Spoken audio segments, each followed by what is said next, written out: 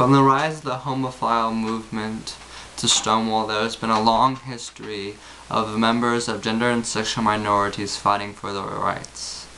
This movement has taken many turns, from pride marches to some states actually recognizing same-sex marriage. It has now come to my attention that marriage equality should be the priority of the LGBTQQIAAP rights movement, to ensure that there is recognition within the spheres of the political, economic, and social, that members of gender and sexual minorities are not second-class citizens, but they are ensured to have the same rights as cisgendered heterosexuals. For the very notion of rights depends upon the fact that they are universal and fitting for all humans. Otherwise, they are not rights, but privileges. The rights, well, let me be frank. The privileges of heterosexual couples are constantly overlooked and disregarded. Heterosexual couples, unlike same-sex couples, are ensured that if one spouse has health care coverage, that the other spouse will also be covered.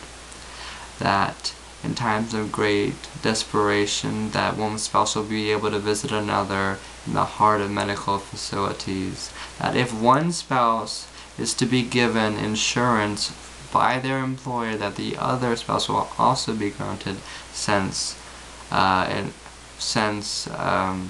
coverage, and that in times of great need and desperation, if one spouse has lost another, or that either spouse has lost a close friend, that they will be given a leave of absence by their employer to be able to grieve and cope with their loss. It is well known that these rights have been denied to members of gender and sexual minority, and as long as their hands are denied equality, as long as this goes on, members of the LGBTQQIAAP movement will be strung within a hierarchy within class domination, where one's voice and one's humanity is denied over and over again. In the words of Stacy Ann Chin, equality has to be more than a word. It has to be a way of living, a means to breathe.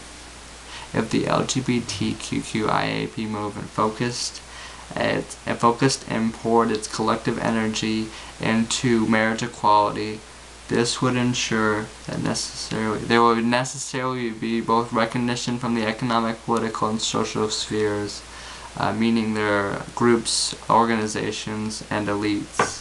The further that we stress that these relationships are beautiful and legitimate, that these relationships and unions, these love, should be recognized not only in the state, but within all communities, the further this movement will lead towards the acceptance of these people, of all people. This hopefully will deconstruct the politicized otherization and alienation of the LGBTTQQIAAP community, with the dismantling of economic stereotypes and identifications of this community. Their struggle and experience will be made loud and clear within the streets of America, and in doing so there would cease to be such a drastic material benefit in the subjectification and oppression of the LGBTQIAAP community. This would hopefully ensure that housing and job protection will soon be within our grasp, and that as long as we stress the equality and legitimacy of our unions and love, that change will not only soon be in our hands, it will not only be banging on our doors, but that it will be inevitable.